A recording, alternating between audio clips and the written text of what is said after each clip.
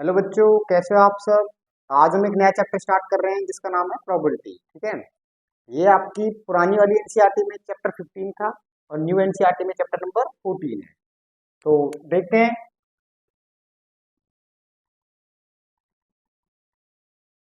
Probability. अब probability माने होता क्या है। प्रोबेबिलिटी माने होता है किसी की होने की संभावना। ठीक है। Chances of occurrences. Chances of occurrences. ठीक है, चांसेस ऑफ अक्रेंस।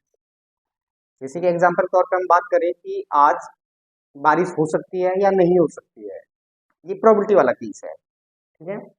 और प्रोबेबिलिटी ऐसी चीजों पे भी अप्लाई होती है जिसकी हमें कंप्लीट डाटा का ना पता हो। जैसे कि हो भी सकता है, नहीं हो सकता, बस आप ऐसे मान सकते हो कोई काम हो भी सकता है और नहीं भी हो सकता है। अब प्रोबेबिलिटी में क्या होता है कि एक सैंपल स्पेस होता है। सैंपल स्पेस यानी कि आप कोई भी एक एक्टिविटी करेंगे, उसका जो भी आउटकम होगा, कोई भी एक एक्टिविटी करेंगे उसका जो भी एक आउटकम होगा, उसको अगर हम एक सिस्टमेटिक फॉर्म में अरेंज करते हैं उसे हम सैंपल स्पेस कहते हैं। जैसे कि आपने एक डाई को उछाला, एक डाई को उछाला, तो डाई को उछालने से क्या क्या आ सकता है। हमारे पास आ सकता है 1 2 3 4 5 6। जब आप इसे सिस्टमेटिकली अरेंज कर देंगे तो ये बन जाएगा सैंपल स्पेस 1 2 3 4 5 6। ठीक है, सिस्टमेटिकली अरेंज करने से बन जाता है सैंपल स्पेस। और ये सारे कहलाएंगे आउटकम्स। ये सारे के सारे कहलाएंगे आउटकम्स। अब ये बन गया सैंपल स्पेस। ठीक है, ये बन गया सैंपल स्पेस।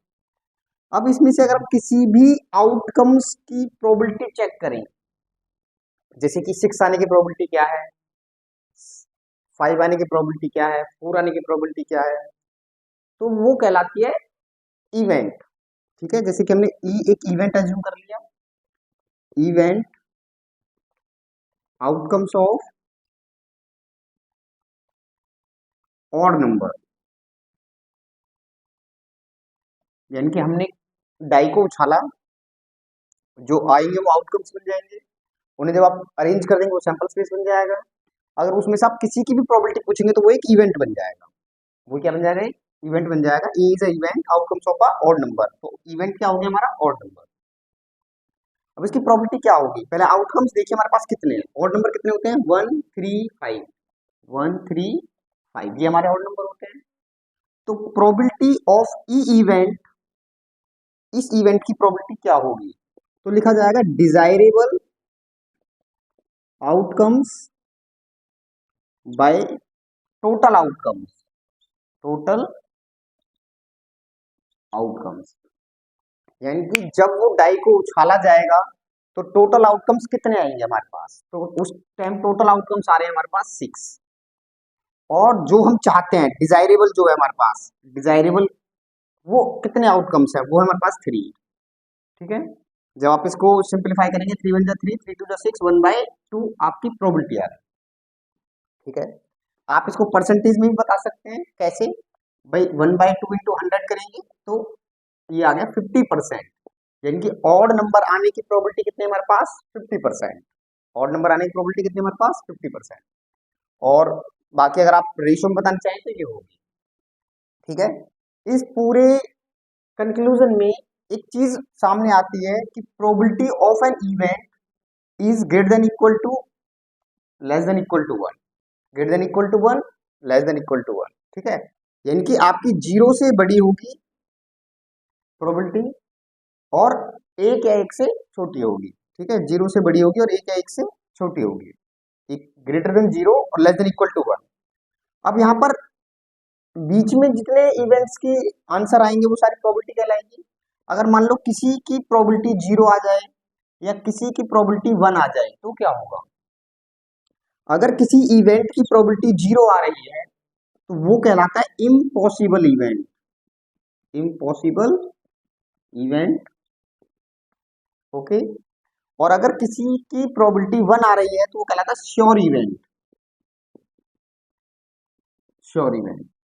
अगर किसी इवेंट की प्रोबेबिलिटी 0 आ जाती है तो वो इम्पॉसिबल इवेंट है, मतलब वो कभी नहीं हो सकता। कभी नहीं हो सकता, वो कभी नहीं हो सकता वो इवेंट जिसकी 0 आएगी। और जिसकी 1 आ रही है उसका कोई प्रोबेबिलिटी का मतलब बनता नहीं है, वो तो होकर ही रहेगा। ठीक है, इस तरीके से आपको एक चीज और याद रखनी है, ये फर्स्ट हो गया, ये सेकंड, कि अगर इसमें आप बहुत सारे इवेंट की प्रोबेबिलिटी जोड़ते हैं and so on E n equal to 1, यानी कि अगर आपके पास कोई सैंपल स्पेस है और उसमें से आप जितने इवेंट मान सकते हैं, जितने इवेंट E1 E2 यानी कि 1 की प्रोबेबिलिटी, 2 की प्रोबेबिलिटी, 3 की प्रोबेबिलिटी, 4 की प्रोबेबिलिटी, 5 की प्रोबेबिलिटी, 6 की प्रोबेबिलिटी, ठीक है, तो जितने इवेंट हैं उन सब की प्रोबेबिलिटी का सम 1 आएगा। ये दूसरा पॉइंट हुआ जो कि इंपोर्टेंट है, ये भी इंपोर्टेंट है। दोबारा से सुन लो मैं क्या कह रहा हूँ। अगर सैंपल स्पेस में हमारे पास 6 आउटकम्स हैं, 6 इवेंट हैं, ठीक है, अगर मैं सबकी इंडिविजुअल प्रोबेबिलिटी निकालूं, probability of 1, probability of 2, probability of 3, probability of 4, probability of 5, probability of 6, और सबका सम करूं तो वो इक्वल टू 1 आएगा। ठीक है, वो इक्वल टू 1 आएगा। अब यहाँ पे एक और पॉइंट हमें याद रखना पड़ेगा, थर्ड पॉइंट, अगर आप इनमें से किसी इवेंट के होने की प्रोबेबिलिटी निकालें और ना होने की प्रोबेबिलिटी निकालें, उसका सम भी कितना आएगा, 1 आएगा। यानी कि probability of an event plus probability of not an event equal to 1। इसका और इसका सेम मतलब है, इसका और इसका सेम मतलब है। जैसे कि इवन आई, भाई हमने प्रोबेबिलिटी इवन की निकाली, यहाँ पर इवन नहीं है, यहाँ पर इवन नहीं है, यहाँ पर इवन नहीं है, यहाँ पर इवन नहीं है, यहाँ पर इवन नहीं है, मतलब इवन नहीं होगा, कुछ भी हो सकता है, तो उन दोनों का भी सम इक्वल टू 1 आएगा। इनके और मैं समझा दूं आपको, ये प्रोबेबिलिटी ऑफ इवन हो गई और यहाँ पर ई को हटा के सब, यानी कि किसी इवेंट के होने की प्रोबेबिलिटी और ना होने की प्रोबेबिलिटी, इसका मतलब होता है not event A, not event E. इसका मतलब अगर आपने इसके ऊपर बार लगा दिया है तो इसका मतलब है नॉट इवेंट ई, वो ई नहीं हुआ, बाकी सब कुछ हुआ है। ठीक है, तो ये कुछ आपको कंसेप्ट याद रखने हैं, बाकी मैं कोशिश करूंगा कि इजीएस्ट तरीके से आपको समझाऊं ये चैप्टर। ठीक है, तो दोबारा देख लेते हैं, किसी भी सैंपल स्पेस में जो इवेंट होते हैं उनकी प्रोबेबिलिटी निकालने के लिए हम ये डिसाइड करते हैं, प्रोबेबिलिटी ऑफ ई क्या होती है, desirable outcomes by the total outcomes. अब डिजायरेबल में जो हम चाहते हैं, यानी कि आप क्वेश्चन में जिस चीज की प्रोबेबिलिटी निकालना चाहते हैं या एग्जामिनर ने जो जिसका मतलब प्रोबेबिलिटी पूछा है आपसे, वो डिजायरेबल हो जाएगा और उस सैंपल स्पेस के टोटल इवेंट आपके आउटकम्स हो जाएंगे, टोटल आउटकम्स। ठीक है, प्रोबेबिलिटी 1 और 0 के बीच में रहेगी, अगर 0 आ रही है तो वो इम्पॉसिबल इवेंट हो जाता है, अगर वो 1 आ रही है तो वो श्योर इवेंट हो जाता है, मतलब उसका कोई कंसेप्ट ही नहीं होता, वो तो होकर ही रहेगा। ठीक है, फिर आपको याद रखना है कि किसी इवेंट के होने और ना होने का सम 1 होता है। एक ये आपको याद रखना है कि जितने उसमें इवेंट होंगे सबका सम इक्वल टू 1 आएगा। तो चलो बेटा स्टार्ट करते हैं चैप्टर। ठीक है, प्रोबेबिलिटी, बेटा ये हमारा फर्स्ट क्वेश्चन है, कंप्लीट द फॉलोइंग स्टेटमेंट। आपको ये फिल करने हैं, ब्लैंक्स फिल करने हैं, कंप्लीट द स्टेटमेंट करनी है। तो पहले क्वेश्चन के पहले पार्ट से स्टार्ट करते हैं, probability of an event E plus probability of an event not E equal to. देखो मैंने भी आपको जैसे बताया थोड़ी देर पहले कि किसी भी इवेंट के होने की प्लस ना होने की प्रोबेबिलिटी का सम कितना आता है, 1। तो यही यहाँ से हमसे पूछ रहा है कि उस इवेंट के होने और ना होने का प्रोबेबिलिटी अगर हम कैलकुलेट करते हैं तो उसका सम कितना आएगा, इक्वल टू 1। ठीक है, अगले पार्ट में हमसे पूछ रहा है the probability of an event, the probability of an event that can not happen, जो नहीं हो सकता, दैट कैन नॉट हैपन, और जो नहीं हो सकता उसकी प्रोबेबिलिटी कितनी होती है, 0। सच एन इवेंट इज कॉल्ड, उस इवेंट को हम क्या कहते हैं, इम्पॉसिबल इवेंट। क्या कहते हैं, इम्पॉसिबल इवेंट, इम्पॉसिबल। ठीक है, इम्पॉसिबल इवेंट उसे क्या कहेंगे हम, इम्पॉसिबल इवेंट। अगले पे आ रहा है the probability of an event that is certain to happen, मतलब जो श्योर है, जो होकर ही रहेगा। The probability of an event that is certain, जो होकर ही रहेगा, इज वो 1 होती है, जो होकर ही रहेगा उसकी प्रोबेबिलिटी 1 और जो कभी नहीं होगा उसकी प्रोबेबिलिटी 0। सच an event is called sure event, sure event, उसको क्या कहेंगे हम, श्योर इवेंट कहेंगे। The sum of the probability of all element, all element जो उसके अंदर आउटकम्स हमने लिखे हैं उन सबकी अगर हम प्रोबेबिलिटी निकालें individually, event of an experiment is, और उनका सम करें, द सम ऑफ प्रोबेबिलिटी, उन सबका हम सम करें, जितने एलिमेंट है उनकी प्रोबेबिलिटी का एक्सपेरिमेंट के अंदर, तो आंसर कितना आएगा, इक्वल टू 1। ठीक है, ये भी मैंने आपको भी बताया है। अगले पार्ट में हमसे पूछा है the probability of an event is greater than equal to, ज्यादा और इक्वल जीरो के होती है, and less than equal to 1 के होती है। यानी कि अगर आप किसी भी इवेंट की प्रोबेबिलिटी निकालते हैं तो वो लेस देन इक्वल टू और ग्रेटर देन इक्वल टू इसके बीच में रहती है। ग्रेटर देन होगी 0 से और लेस देन होगी 1 से। तो बेटा ये आपके एक्चुअली इसने ना सारे के सारे फॉर्मूले ही पूछ लिए आपसे। ठीक है, जितने इसने पार्ट डिसाइडेड कर रखे हैं सारे के सारे फॉर्मूले हैं, और आपको पूरे चैप्टर के लिए ये सारे फॉर्मूले याद होने चाहिए। इवेंट के होने ना होने का 1, इम्पॉसिबल का 0, श्योर का 1, एलिमेंट सारे का प्रोबेबिलिटी 1। ठीक है, लेस देन इक्वल टू चलेगा। ठीक है, कि ग्रेटर देन 0 होगा, लेस देन इक्वल टू 1 होगा। ओके, तो बेटा ये हमारा next question, question number 4, which of the following can not be the probability, इनमें से कौन सी प्रोबेबिलिटी नहीं होगी। तो प्रोबेबिलिटी की कंडीशन क्या है, प्रोबेबिलिटी की कंडीशन है कि किसी भी इवेंट की प्रोबेबिलिटी 0 से बड़ी होगी और 1 से छोटी होगी। 0 से बड़ी मतलब नेगेटिव नहीं होगी। ठीक है, नेगेटिव नहीं होगी और 1 से बड़ी नहीं होगी। तो इसको अगर हम देखें तो ये 0.6 के अराउंड आंसर आता है, इसी कैटेगरी में लाई कर रहा है। अगर हम इसको देखें तो नेगेटिव है, ये इस कैटेगरी में नहीं है। अगर हम इसको देखें 50%, 15 का परसेंट का मतलब क्या है, 15/100, तो ये आंसर आया 1.5। आप ये सोच रहे होंगे ये 1 से ज्यादा है, नहीं 1 से ज्यादा नहीं है, वो 15% है, परसेंट का मतलब था 0.15, 0.15। अगर वहाँ 100 से डिवाइड देंगे तो 0.15 आएगा, और ये 0.7। इनमें से कौन सा इस रेंज में लाई नहीं कर रहा है, ये वाला, तो ये हमारा आंसर हो गया। ठीक है बेटा, ये हमारा क्वेश्चन नंबर 5 कह रहा है अगर प्रोबेबिलिटी ई इतना है तो नॉट ई की प्रोबेबिलिटी क्या होगी। ठीक है, मैंने आपको बता रखा है कि अगर आप किसी भी इवेंट की प्रोबेबिलिटी निकालते हैं फिर उसके ना होने की प्रोबेबिलिटी निकालते हैं, दोनों का कितना आता है, 1। तो ये हमें दे रखा है, कितना दे रखा है, 0.05, और ये हमसे पूछा है नॉट ई। कैसे निकलेगा, इसको उधर ले जाते हैं। तो probability of an not E event 1 minus 0.05, 0.05। अब देखो इनको आपको सब्ट्रैक्ट करना है, कैसे सब्ट्रैक्ट करेंगे, दोनों टर्म को लाइक टर्म बनाना है पहले। ठीक है, इसमें डेसिमल है इसमें नहीं है, तो इसमें डेसिमल लगा देंगे, और उसमें ऑलरेडी है तो डेसिमल के नीचे डेसिमल और 0.05। अगर इसमें डेसिमल के बाद 2 डिजिट हैं तो इसमें भी डेसिमल के बाद 2 डिजिट होनी चाहिए, इसमें भी डेसिमल के बाद 2 डिजिट होनी चाहिए, तभी आप इनको सब्ट्रैक्ट कर सकते हो, अदरवाइज नहीं कर सकते हो। एडिशन और सब्ट्रैक्शन का एक रूल फॉलो होता है लाइक टर्म का, कि अगर लाइक है तो ही वो प्लस होंगे और अगर लाइक है तो ही वो माइनस होंगे। तो दोनों को लाइक बना लो, पॉइंट लगा के 0 कर दो। अब जब इसे माइनस करोगे तो 5 बचा, 9 बचा, 0 बचा, तो कितना आंसर आया, 0.95। तो probability of not E equal to 0.95, ये आपका आंसर आता है। तो ये हमारा next question, a bag contain lemon flavoured candies only. इस बात पे ध्यान देंगे, कैसी कैंडीज है उसमें, लेमन फ्लेवर्ड कैंडीज, लेमन की ही कैंडीज उसके अंदर है, मतलब उसके अंदर जो भी टॉफी है वो सिर्फ लेमन वाली है। Malini takes out 1 candy without looking into the bag, उसने बैग के अंदर नहीं देखा है, उसने बैग डाला, मतलब हाथ डाला बैग में। What is the probability, probability क्या है, दैट शी टेक्स आउट, कि वो निकालेगी। क्वेश्चन समझ में आ गया हमारे, कि हमारे पास एक बैग है, बैग में सिर्फ लेमन की कैंडीज है, और मालिनी ने उसमें हाथ डाला है, हाथ डाल के कैंडीज निकालने का प्रयास किया है और उसने बैग के अंदर नहीं देखा है। तो बताइए प्रोबेबिलिटी क्या होगी, एन ऑरेंज फ्लेवर्ड कैंडी, कि उसमें से ऑरेंज निकले।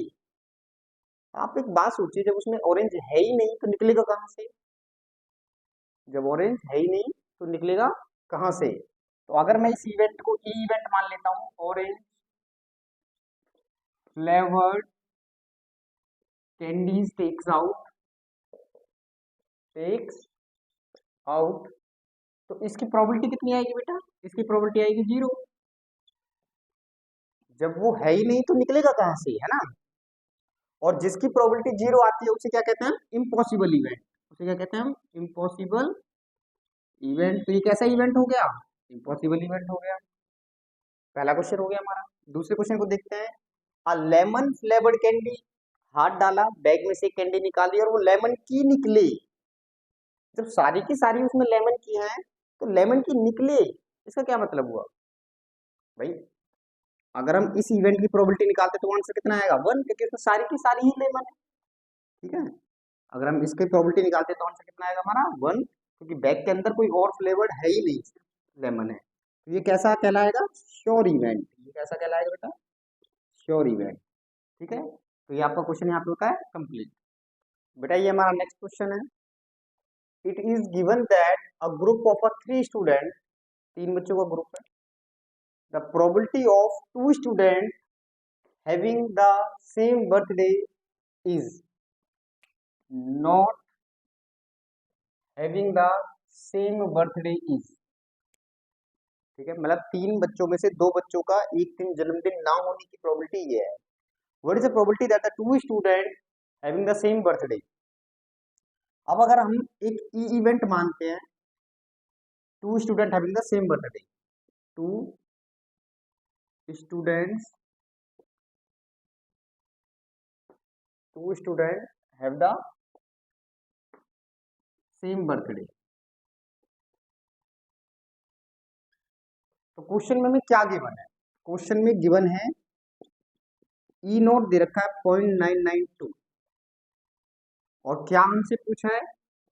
ई हमसे पूछा है।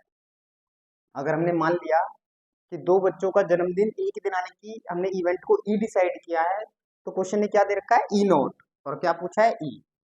मैंने आपको भी बताया है ना ऊपर एक दो क्वेश्चन पहले कि दोनों का सम कितने के बराबर आएगा हमारा?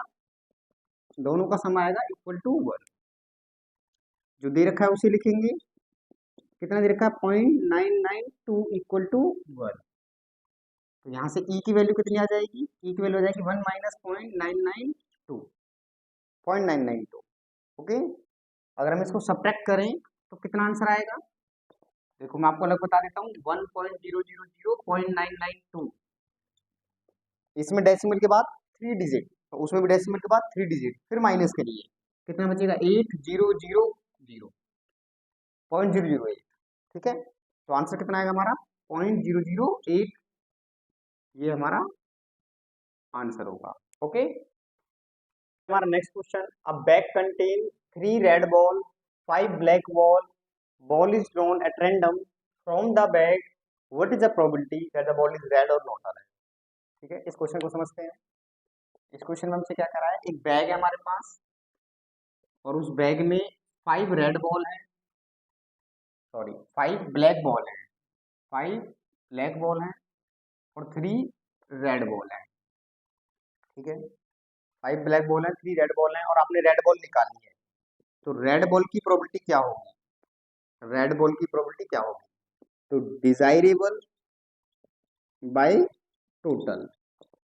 हम जहां से ये आउटकम्स ले रहे हैं वहां पर रेड कितना है? वहां पर रेड 3 है और टोटल कितना है?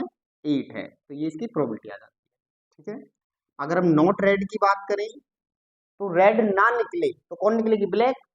रेड ना निकले तो कौन निकलेगी? Black divide by total. आप इसको ऐसे भी कर सकते हो कि रेड के आने और ना आने का सम इक्वल टू 1। आने का 3/8 तो ना आने का सम 1, तो ना आने की प्रोबेबिलिटी कितनी आ जाएगी? 1 माइनस 3/8। एलसीएम लेंगे तो कितना आएगा? 8। 8 माइनस 3, तो रेड ना आने की प्रोबेबिलिटी कितनी हो जाएगी? 5/8। आप ऐसे भी कर सकते हैं और आप डायरेक्ट भी कर सकते हैं। भाई रेड को मत लो, बाकी सबको ले लो। ठीक है, रेड ना निकले तो रेड को हटा दो, बचा कितना? 5/8। तो ये हमारा क्वेश्चन होता है कंप्लीट। हमारा 9th क्वेश्चन है।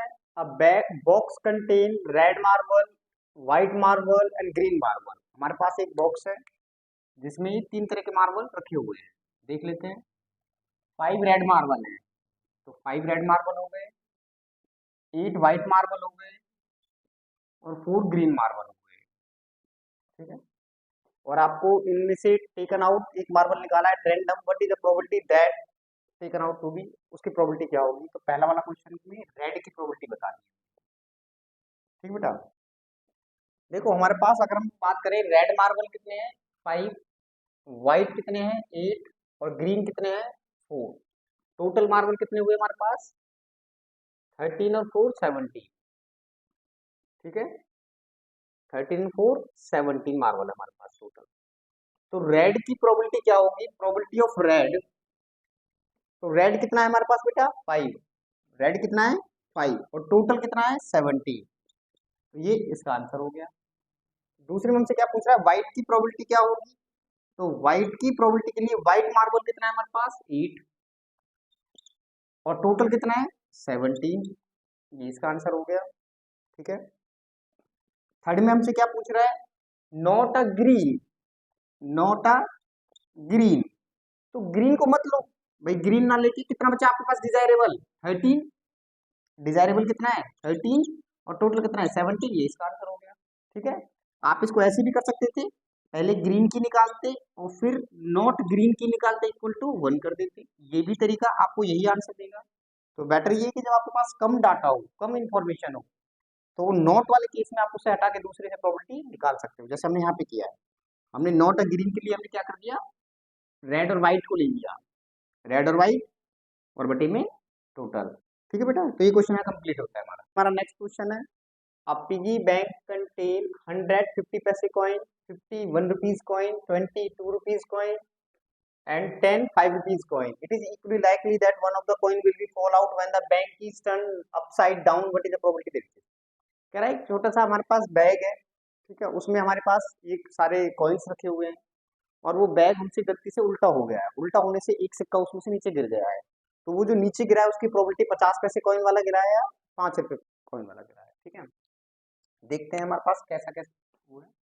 अगर हम एक बैग बना लेते हैं और बैग में हमने लिखा कि हमारे पास 150 पैसे कॉइन है, 50 पैसे वाले कॉइन कितने हमारे पास 100 और 50 है 1 रुपीज कॉइन, 1 रुपीज वाले कॉइन कितने हमारे पास 50, 50 है 1 रुपीज कॉइन, 20 है 2 रुपीज कॉइन, 2 रुपीज कॉइन है हमारे पास कितने हैं 20 और 5 रुपीज कॉइन कितने हैं हमारे पास 10। ठीक है, तो टोटल कितना आ रहा है इनका, हम टोटल चेक करते हैं तो 70 180, 180 टोटल आ रहा है।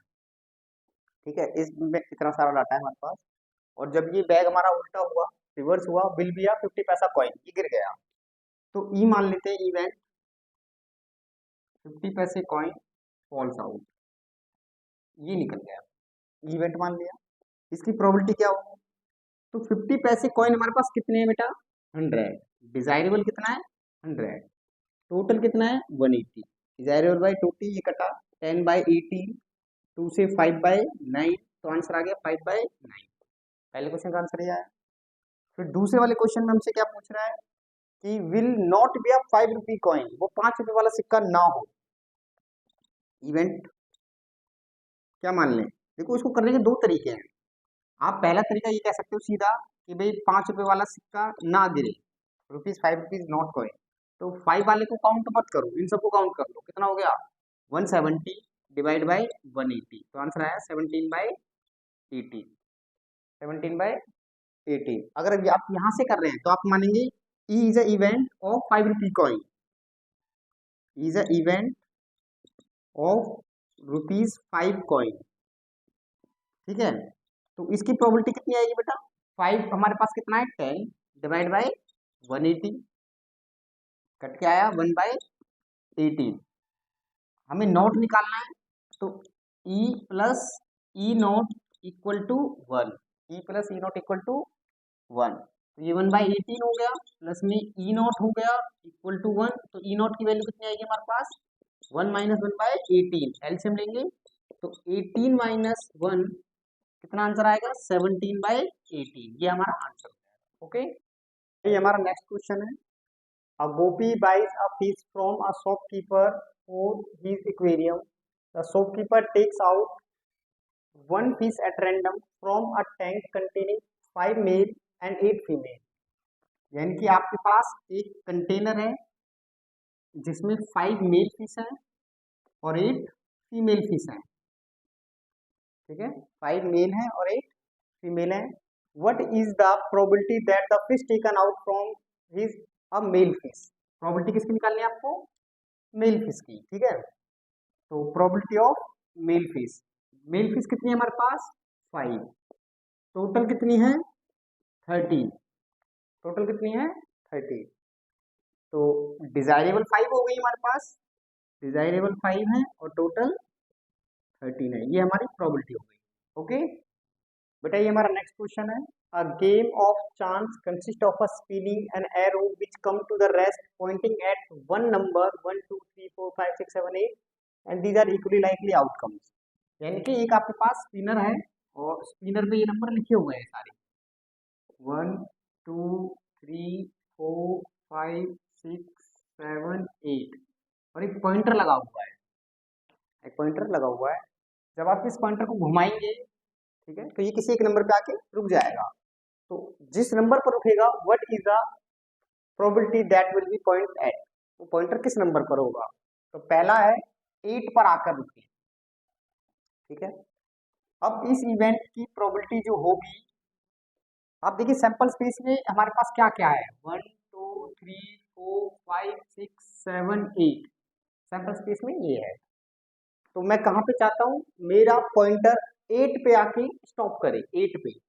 तो इसमें 8 कितनी बार है, एक बार, और टोटल कितने हैं ये 8, ये इसका आंसर हो जाएगा 1/8। An odd number, an odd number. अब मेरे पास ऑड नंबर कौन कौन से हैं, इसमें ऑड नंबर देखिए कौन कौन से हमारे पास ऑड है 1 3 5 एंड 7, ये 4 नंबर ऑड है। इसकी प्रोबेबिलिटी क्या होगी, डिजायरेबल नंबर कितने हैं हमारे पास 4 1 2 3 4 और टोटल नंबर कितने हमारे पास 8, तो 4 1 जा 4 4 2 जा 8, 1/2 हमारी प्रोबेबिलिटी होगी। इसके लिए कह रहा है अ नंबर ग्रेटर देन 2, तो इस इवेंट में जो काउंट होंगे वो कौन कौन से होंगे, ग्रेटर देन 2 मतलब 3 आएगा, 4 आएगा, 5 आएगा, 6 आएगा, 7 आएगा, 8 आएगा, ठीक है। इसने बोला है कि वो नंबर कितना होना चाहिए, 2 से बड़ा होना चाहिए, तो ये नंबर आ सकते हैं। इसकी प्रोबेबिलिटी क्या होगी, ये कितने हमारे पास 1 2 3 4 5 6 और टोटल कितने 8, ठीक है। 2 से काटें 3 4, 3/4 ये हमारा आंसर होगा, ठीक है। लास्ट वाले पे आ जाते हैं। इसमें कौन कौन से नंबर आएंगे, अ नंबर लेस देन 9, 9 से छोटे उनमें से, तो 1 2 3 4 5 6 7 8, ठीक है। तो इसकी प्रोबेबिलिटी क्या होगी भाई, डिजायरेबल कितने हैं 8 और टोटल कितने 8, कट के आ गया 1, ये आपका आंसर होगा, ठीक बेटा। तो ये आपके चारों पार्ट कंप्लीट होते हैं। नेक्स्ट क्वेश्चन है, a die is thrown once, find the probability of getting prime number, number lying between 2 and 6 and odd number, ठीक है। देखो जब आप एक डाई को टॉस करते हो, उछालते हो, तो सैंपल स्पेस क्या बनेगा, हमारा सैंपल स्पेस बनेगा 1 2 3 4 5 6, ये सारे नंबर आपको ऑब्टेन होंगे जब एक डाई को हम उछालेंगे, तो ये हमारे आउटकम्स होंगे। अब पहले वाले क्वेश्चन के लिए प्राइम नंबर ई कौन है, getting a prime number, getting a prime number. तो प्राइम नंबर कौन कौन से होते हैं हमारे 2 3 5, 1 हमारा प्राइम में नहीं आता, ठीक है। 2 3 5 ये प्राइम नंबर है।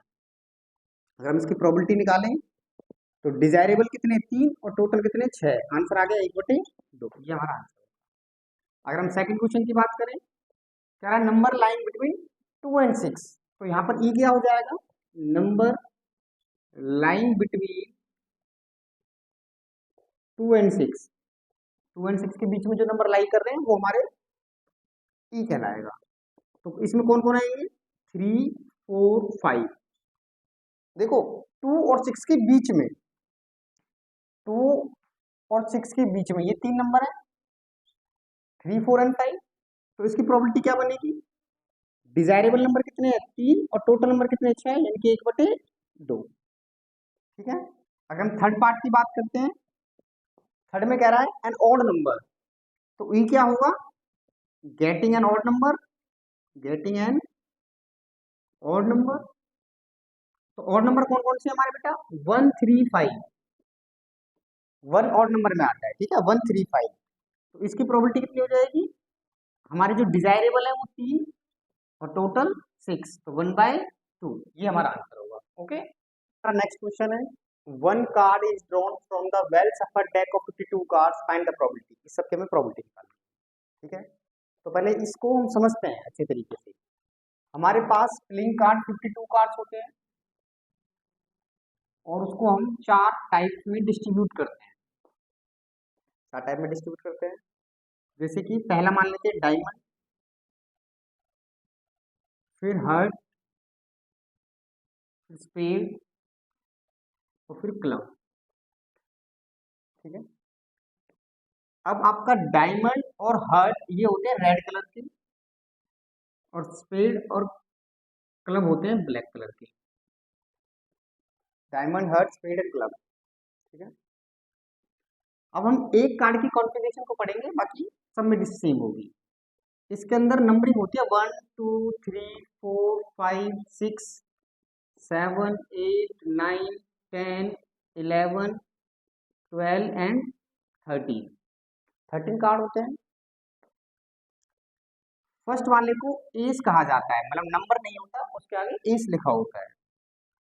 11 वाले को जैक कहते हैं, 12 वाले को क्वीन कहते हैं और 13 को किंग कहते हैं। 13 को किंग कहते हैं। इन तीनों पे भी नंबर नहीं होता, इन पे फेस बना होता है। इन्हें क्या कहते हैं? Face card.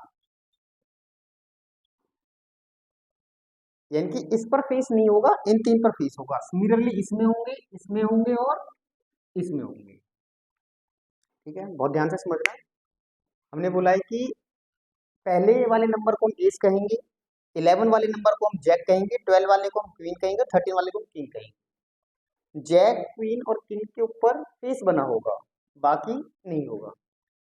ऐसे ही 13 कार्ड डायमंड के हैं, 13 कार्ड हर्ट के हैं, 13 कार्ड स्पेड के हैं, 13 कार्ड क्लब के हैं। जिनमें से 2 टाइप हमारी रेड कलर की हैं और 2 टाइप हमारी ब्लैक कलर की हैं। अब प्रोबेबिलिटी में जो हमसे पूछा जा रहा है, जो हमसे पूछा जा रहा है वो कितना है और टोटल कितना है, इसको हम प्रोबेबिलिटी कहते हैं। जो हमसे पूछा गया वो कितना है और टोटल कितना है, वो हमारी प्रोबेबिलिटी बन जाएगी। ठीक है, देखते हैं। A king of red colour, king of red colour, एक किंग इसमें होगा रेड और एक किंग इसमें होगा रेड। तो रेड किंग हमारे पास कितने हैं? 2। और टोटल कार्ड कितने हैं? 52। तो कट के आया 1/26। ये हमारा आंसर हो जाएगा। ठीक है। फेस कार्ड, अब इसने ये नहीं बोला किसका फेस कार्ड। 3 फेस कार्ड इसमें है, 3 इसमें है, 3 इसमें और 3 उसमें है। तो टोटल फेस कार्ड कितने हो गए हमारे पास? 12। तो इसकी प्रोबेबिलिटी कितनी होगी? 12/52। 2 से काटेंगे 6, 26, फिर 2 से काटेंगे 3, 13। तो आंसर आएगा 3/13। ये आपका आंसर हो जाएगा। ठीक है। रेड फेस कार्ड, रेड 3 इसमें होंगे और 3 इसमें होंगे। रेड तो 6 ही है हमारे पास, तो रेड फेस कार्ड की प्रोबेबिलिटी कितनी आ जाएगी? 6/52, 3/26, 3/26 हमारा आंसर होगा। ठीक है। The jack of heart, heart में जैक, हर्ट में कितने जैक है? एक। हर्ट का जैक एक और टोटल कार्ड कितने हैं? 56। तो इसकी प्रोबेबिलिटी कितनी होगी? 1/52, 1/52 हमारी प्रोबेबिलिटी हो गई। स्पैड, स्पैड के कितने कार्ड है टोटल? 13। अब कौन सा कार्ड ये नहीं बोला, स्पैड। ठीक है। तो इसकी प्रोबेबिलिटी कितनी होगी? स्पैड में कितने कार्ड है? 13/52। तो 1/4 ये हमारा आंसर होगा। क्वीन ऑफ डायमंड, डायमंड में क्वीन कितनी है? एक। डायमंड में क्वीन कितनी है बेटा? एक। तो इसकी प्रोबेबिलिटी कितनी होगी? 1/52, 1/52। ठीक है। आपको अगर ये कॉन्फ़िगरेशन पता है तभी आप ये आंसर दे सकते हो। तो फिर बता रहा हूँ, diamond, heart, spade and club, 2 red 2 black. याद नहीं होता कौन रेड, कोई फर्क नहीं पड़ता, 2 रेड 2 रेड ऐसे याद रखो, 2 रेड 2 ब्लैक। नंबरिंग की अगर बात करें, पहले वाले को एस कहेंगे, फिर जैक, क्वीन और किंग, इन 3 पे फेस होगा, फेस कार्ड। ये फेस कार्ड नहीं होता। ठीक है, ये 3 फेस कार्ड है। ऐसे इसमें इसमें इसमें और इसमें सब में। ठीक है। जो हमसे पूछा जा रहा है वो वहां पर कितना है और टोटल कितना है। ठीक है, इस तरीके से आप अपने क्वेश्चन को डील करेंगे। ओके, क्वेश्चन है 5 card 10 jack, queen, king and ace. हमारे पास सिर्फ 5 ही कार्ड है, ये सिर्फ 5 card, 10 jack, queen, king and ace, are well shuffled with their face downward, उनको उल्टा करके रख दिया गया है। वन कार्ड इज पिक, एक कार्ड निकाला गया एट रैंडम, ऐसे ही रैंडम। तो what is the probability that the card is a queen, वो कार्ड क्वीन होगा। यहाँ पर देखो आपका जो सैंपल स्पेस है ना वो सिर्फ इतना ही है कि उसमें एक 10 है, एक जैक है, एक क्वीन है, और एक किंग है, और एक एस है। बस इतना ही आपका सैंपल स्पेस है, सिर्फ इतना ही। मतलब यहाँ पर सैंपल स्पेस में पूरे 52 कार्ड नहीं रखे गए हैं, सिर्फ आपके पास वही 5 कार्ड है जिनमें से आपको क्वीन निकाल दी है। क्वीन, तो क्वीन कितनी बार है बेटा? एक बार। और टोटल कार्ड कितने हैं? 5। समझ में आ गया? बट डिजायरेबल कितना है? एक। टोटल कितना है? 5। ठीक है, अगले पार्ट पे आते हैं।